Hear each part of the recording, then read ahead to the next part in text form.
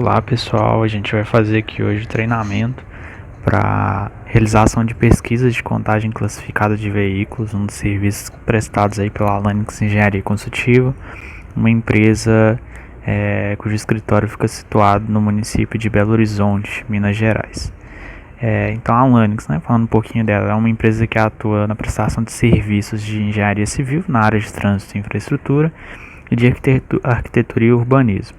E a gente tem como pilares valores da empresa, a questão de soluções inovadoras, excelência, então voltado à qualidade dos nossos produtos e claramente a satisfação dos nossos clientes, dos colaboradores e da sociedade envolvida no elemento de estudo, no objeto de estudo da nossa empresa, uma vez que a gente trabalha com questões que estão intimamente relacionadas ao comportamento da cidade. Então aqui falando das principais áreas de atuação, são os estudos de tráfego, os projetos de infraestrutura viária, voltada a transportes, e arquitetura e urbanismo. E aí a gente vai trabalhar especificamente com um serviço situado na área de estudos de tráfego da nossa empresa. O objetivo da pesquisa de contagem classificada é obter através de métodos sistemáticos de coleta de dados relativos a elementos fundamentais do tráfego e seu interrelacionamento. Tráfego, basicamente sinônimo de trânsito, ou seja, a circulação de veículos e pessoas pelo sistema viário. O método, como a gente coleta esses dados, é por meio de pesquisa, onde é possível obter dados a respeito do comportamento atual do tráfego e a partir de prognósticos e tudo mais, a gente consegue obter condições de comportamento futuro em cenários hipotéticos. Isso futuramente em trabalhos, posteriormente em trabalhos de escritório. A contagem classificada volumétrica, ela basicamente é o registro de volumes de vários tipos de veículos, várias classes veiculares, segregados por além da classe, segregados também por movimento que ele está realizando, ou seja, o sentido que ele está indo ou o movimento de conversão que ele realiza numa determinada interseção entre vias, por exemplo. De materiais utilizados, a gente utiliza o colete refletivo com foco na segurança do prestador de serviço, a prancheta de mão, caneta que acompanha a prancheta. A prancheta ela serve basicamente para apoiar o formulário de pesquisa. A gente vai falar mais à frente a respeito dele, mas basicamente uma folha onde a gente vai anotando os dados. O crachá de identificação, também importante para a segurança do prestador de serviço, e câmera e tripé, que a gente costuma adotar também para fazer contagens posteriormente em escritório. Como que é feita então a pesquisa? Por pesquisadores em campo, ou por filmagem, como eu bem destaquei anteriormente. São feitos traços a caneta no formulário, utilizando a prancheta como apoio. Esses traços a caneta cada traço corresponde a um veículo contabilizado, ou então a gente vai anotando o valor do contador mecânico da prancheta quando a gente está trabalhando com a prancheta provida com o contador mecânico, algo que a gente vai falar mais para frente para esclarecer melhor. Então, duas possibilidades, por traços ou anotação de valores para cada veículo e para cada movimento, segregado sempre em intervalos de tempo. Esses intervalos de tempo, em geral, são de 15 minutos, a gente vai anotando a cada 15 minutos o valor que está ali no contador, ou então se a gente está anotando por riscos, por traços, a gente pula para o intervalo posterior ali no nosso formulário, algo que a gente vai enfatizar um pouco mais à frente também. Então, como funciona aqui o nosso formulário? No primeiro item aqui, no canto superior esquerdo, a gente tem o destaque dado ao cabeçalho, onde a gente anota o nome do pesquisador, o ponto de pesquisa, data, o CC é o centro de custo, esse daí é um controle interno da empresa, o horário de início e o horário de término. O horário de início e o horário de término é importante a anotação, porque às vezes a pesquisa ela pode começar um pouco atrasada ou terminar alguns minutos antes por conta de alguma interferência que ocorra, mas em geral ela vai de fato no horário que está ali no começo do formulário até o último horário, sem nenhum atraso ou término antecipado. O segundo item, no canto superior direito, é o espaço para o croquis da interseção. Em geral, tanto no primeiro quanto no segundo item que mostramos aqui, né, o cabeçalho e o croquis, eles já vão acompanhando o formulário. No cabeçalho, com exceção do nome do pesquisador, mas questões de ponto, às vezes data, o centro de custo, isso já é preenchido no momento de impressão do formulário. E aí você preencheria, o pesquisador vai preencher os dados faltantes. No croquis, da mesma forma, geralmente a gente já tem uma imagem de satélite ou do Google Maps com os movimentos destacados e devidamente numerados, né? Então tal movimento é o movimento 1, tal movimento é o 2, outro é o 3 e assim sucessivamente. A gente pode ter várias configurações de interseção, né? E aí a quantidade de movimentos vai depender da configuração da interseção. E aí não necessariamente uma pessoa vai pegar todos os movimentos de uma interseção. A interseção pode ter, por exemplo, 6 movimentos e ela pegar somente 3, outra pessoa pega 3 ou o restante por filmagem. Só caracterizando aí alguns contextos que são comuns. Aí no terceiro item a gente tem os horários. Cada linha é correspondente a um horário, como vocês podem notar. E cada coluna é correspondente a um tipo de veículo e a um movimento específico. Os movimentos, eles são aí que estão na coluna destacada em vermelho, amarela e azul. No formulário fica em branco, né? Aqui só para a gente tornar mais didático na nossa apresentação, no treinamento. Então o movimento 1 vai ser correspondente ao movimento vermelho do croquis, o 2 ao movimento amarelo de conversão à esquerda no croquis, e o 3 o movimento de saída da via secundária para conversão à esquerda na via principal, por exemplo, também acompanhando ali pelo croquis. Esses movimentos nesse formulário já estão numerados, 1, 2 e 3. Pode ser que no seu formulário esteja em branco, aí é o que entra em destaque no item 4 aqui. Identificar os movimentos no campo correspondente. Se estiver movimento somente sem um número posteriormente, você tem que indicar, olha, nesse agrupamento de colunas eu estou colocando o movimento 1, nesse outro eu estou colocando o movimento 2 e assim sucessivamente. E aí, como eu disse, né, no item 3 aqui a gente tem para cada linha um intervalo de 15 minutos. Esse intervalo ele pode variar, mas em geral é realmente 15 minutos que a gente adota. Então, por exemplo, a pesquisa iniciou às 6 e aí o primeiro intervalo vai até 6h15. Então, de 6 a 6h15 eu tenho essa linha correspondente. Passou de 6h15, eu vou passar a anotar os dados na linha inferior e assim sucessivamente ao fim de cada intervalo de 15 minutos. Poxa, me esqueci de anotar, tipo assim, passou dos 15 minutos, me esqueci de anotar no formulário. Não me atentei a isso. Se passar algo por volta de 2, no máximo 3 minutos, podem anotar sem problema e sem a necessidade de fazer qualquer tipo de observação. Passou de 3 minutos de atraso, é melhor deixar a linha em branco, faça um risco na linha, por exemplo, deixe uma observação, esqueci de anotar e passem para a linha posterior já. Aí ao fim do intervalo de 15 minutos posterior, aquele que você já está contando, né, você vai anotar a contagem novamente. Aí depois em escritório a gente realiza a média dos dois. Então, por exemplo, de 6 a 6h15 anotei certinho, de 6h15 a 6h30. Deu 6h30 eu me esqueci de anotar. Aí, por exemplo, se for 6h32, 6h33 no máximo, anota. Passou disso, vai deixar a linha em branco e vai anotar posteriormente às 6h45 na terceira linha.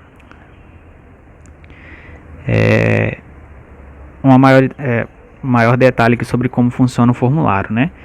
Atenção no momento de anotar, colocar lá o palitinho, tipo, passou um carro, vou colocar ele aqui como um palitinho, como um traço. Atentem-se a qual a categoria veicular e qual o movimento que vocês estão anotando, para anotar na coluna certinha. Da mesma forma, atentem-se ao horário também, e para que não haja nenhum tipo de desvio ou interferência nesse sentido. O formulário, esse exemplo que a gente está utilizando aqui, ele tem 3 movimentos. Em outros templates, a gente pode ter formulários com 4 ou até 6 movimentos de tráfego. Isso daí vai depender da interseção e da forma como os movimentos estão distribuídos. Mas o template basicamente é esse mesmo, só vai aumentar a quantidade de movimentos aqui. E aí as categorias veiculares, como vocês podem perceber, em geral, né, a gente adota carro, moto, ônibus e caminhão. A gente vai caracterizar mais à frente em cada caso, tipo assim, mais específico, né, onde é que cada um entraria. Mas basicamente essas 4 categorias veiculares que a gente adota. Certo, então próximo slide. Agora falando aqui anteriormente, né, a gente tem um exemplo na prancheta da contagem com traço, né? Como é que ela ficaria? Você conta 1, 2, 3, vai fazendo a quantidade de tracinhos até fechar um quadrinho ali. Cada quadrinho vai ser correspondente a uma quantidade determinada de veículos. Aí pode ir anotando os quadrinhos, deu 15 minutos, passa para a linha inferior. E aí, como eu disse, a gente pode fazer tanto por traços direto, né, no formulário, quanto por pranchetas com contadores mecânicos. Aí explicando como que funciona a prancheta com contadores mecânicos. Em geral, ela é uma prancheta grande, né, maior do que a prancheta comum, que só cabe uma folha somente. Ela vai ter um espaço no meio para posicionar o formulário abaixo desses elásticos, como vocês podem ver indicado aí no centro, né, da imagem da prancheta inteira. E nas laterais a gente vai ter 4 contadores de cada lado. Em geral, a gente divide cada lado de contadores, cada grupo de 4 contadores para um movimento, ou seja, suponhamos à esquerda, nos contadores da esquerda eu estou contando os veículos que passam em frente, nos contadores da direita eu estou contando os veículos que viram, fazem a conversão à direita, por exemplo. Só que isso não é regra. E aí para cada movimento, suponhamos no movimento em frente, né, nos contadores da esquerda, a gente vai ter no primeiro contador carro, no segundo contador moto, no terceiro ônibus e no quarto contador caminhões, por exemplo. É a mesma coisa para os contadores do lado direito: carro, moto, caminhão, ônibus e caminhão. Isso é indicado, né, na prancheta, ela tem um adesivinho com a categoria veicular correspondente. Mas como eu disse, isso não é via de regra, isso pode ser alterado conforme a necessidade ali, ou para o pesquisador otimizar para tornar esse processo mais cognitivamente mais fácil, mais trivial. Certo, e aí aqui explicando, né, à direita do slide, como funciona o contador. Ele tem um botão superior que a cada vez que você pressionar, ele vai contar um veículo a mais, ou seja, ele sobe uma unidade a cada vez que você aciona esse botão superior. E ao lado do contador, lado direito, né, do contador mecânico, tem um pino rotacional. Quando você rotaciona esse pino, ele vai zerar o contador. Então, suponhamos nessa imagem, né, a gente tem um exemplo aqui do contador com a seta com 104 no visor. Se eu rotacionasse o pino, ele voltaria para 0. E aí a gente chama atenção aqui, né, para um ponto com relação a isso. Não existe a necessidade de zerar o contador quando, né, a gente está usando prancheta com contador. Não existe a necessidade de zerar a cada intervalo de tempo, né? Aquele intervalo de 15 minutos, por exemplo. Ou seja, de 6 a 6h15, anotei a quantidade que está em cada contador, deu 6h15, eu não preciso zerar, eu mantenho a contagem que está ali, continuo contando, e depois de 6h15 a 6h30 eu vou anotar o novo valor que está ali. Isso vai gerar o que a gente chama de contagem acumulada. Por que não zerar? Porque você gasta tempo fazendo isso, né? O tempo que você está gastando zerando os contadores, às vezes pode estar passando veículos que você não está contabilizando. Então não existe necessidade de zerar. E aí, a cada 15 minutos, né, a gente faz isso somente no início da pesquisa. No início da pesquisa é importante, né, que todos os contadores estejam iguais a 0. E aí ao final vai estar uma contagem acumulada. Aí a cara que vai ficar o formulário é mais ou menos essa daqui, né? Suponhamos, no movimento 1 e 2 eu estou usando a prancheta para contar. Aí eu tenho no contador lá carro, moto, ônibus e caminhão nos contadores, e depois nos contadores do outro lado carro, moto, ônibus e caminhão para o movimento 2. Um para o movimento 1 e outro para o movimento 2. Eu vou ter a contagem acumulada. Notem que na primeira linha temos alguns valores, né, do primeiro intervalo. Na segunda linha, esses valores são maiores do que o da linha anterior, ou seja, é o que a gente está chamando de contagem acumulada. Na terceira linha, os valores são maiores do que na segunda, e assim sucessivamente. Depois, em trabalho de escritório, a gente identifica quantos veículos passaram em cada intervalo de 15 minutos.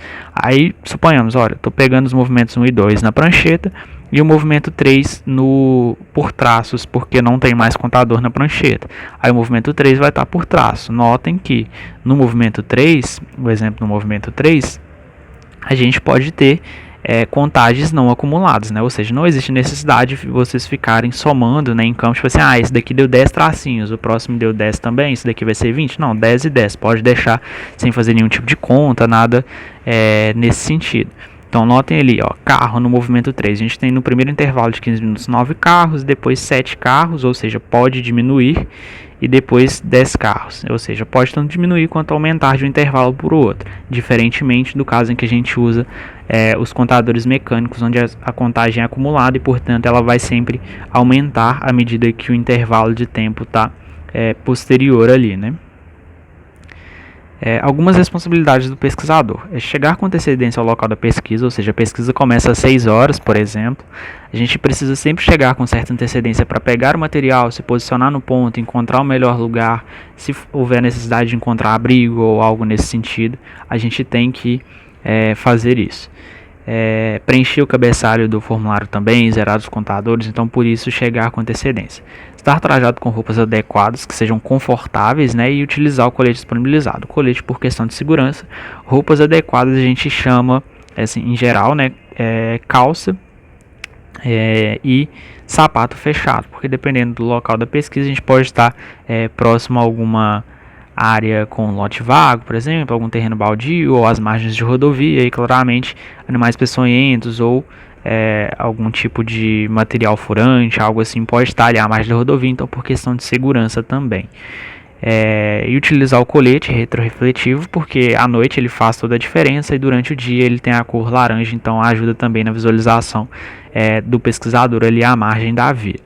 Certificar-se de que está com todos os formulários necessários, preencher os formulários com letra legível, utilizar o crachá de identificação, portar objetos pessoais para maior conforto, como boné, relógio, protetor solar.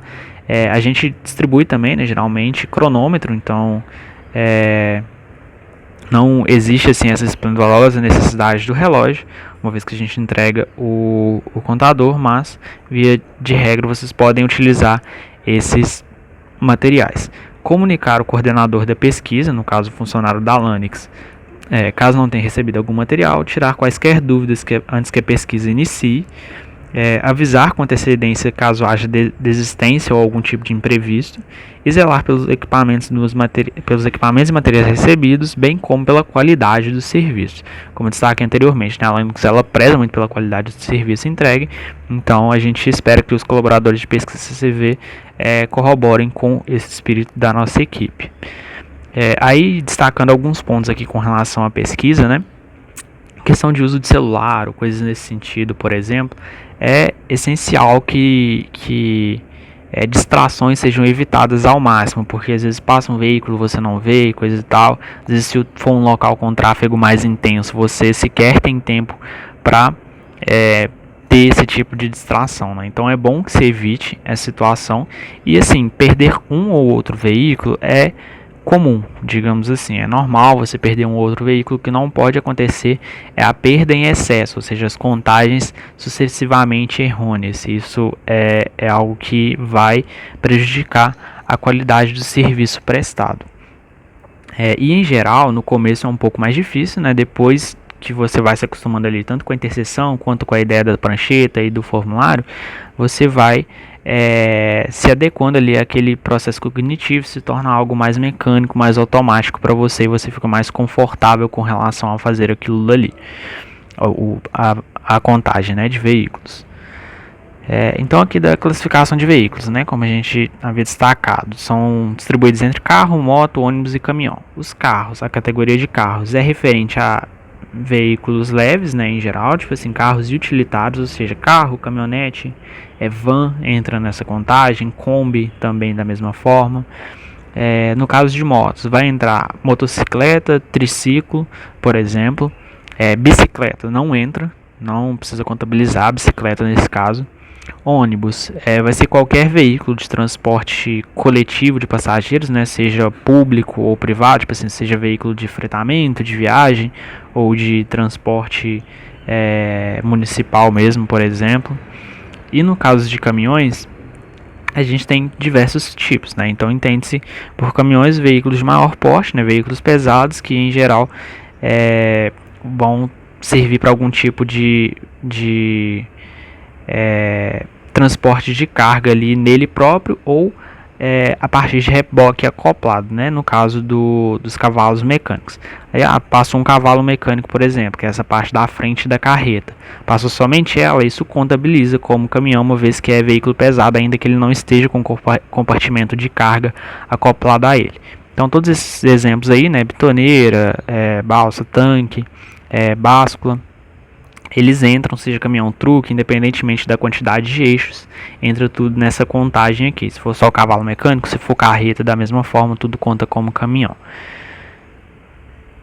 Aqui a questão de contato da nossa empresa, né, o e-mail e telefone para contato, nosso endereço, caso seja necessário, né, a empresa, como eu havia dito, situada no município de Belo Horizonte, Minas Gerais.